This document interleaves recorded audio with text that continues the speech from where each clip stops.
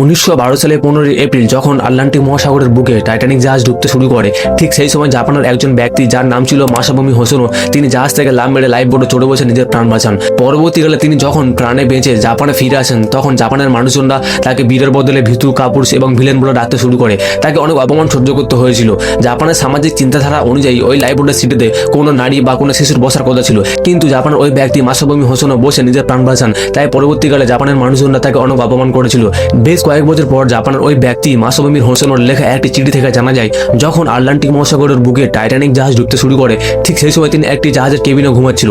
জাহাজের একজন মেম্বার তাকে ঘুম থেকে তোলে। তিনি ঘুম থেকে উঠে দেখে জাহাজের এই বিপদগ্রস্ত পরিবেশ। তখন তিনি ভাবতে শুরু করে তিনি হয়তো আর কোনোদিন তার স্ত্রী এবং সন্তানের সাথে দেখা করতে পারবে না। ঠিক সেই সময় লাইফ বোর্ডের ওপর থাকা একটি অফিসার চিৎকার করে বলতে লাগলো, এখনো লাইফ বোর্ডে দুটো সিট ফাঁকা আছে। বলতে না বলতে একজন ব্যক্তি জাহাজ থেকে লাফ মেরে লাইফ বোর্ডে চড়ে বসে। তখন জাপানের ওই ব্যক্তি মাসাবুমি হোসোনো আশেপাশে লক্ষ্য করে দেখলো কেউ নেই। তখন নিজের প্রাণ বাঁচাতে দ্বিধাবোধ না করে জাহাজ থেকে লাফ মেরে লাইফ বোর্ডে চড়ে বসে নিজের প্রাণ বাঁচান। কিন্তু জাপানের মানুষজন এই ব্যক্তিটি সম্পর্কে না জেনে এই ব্যক্তিটিকে অনেক অপমান করেছিল।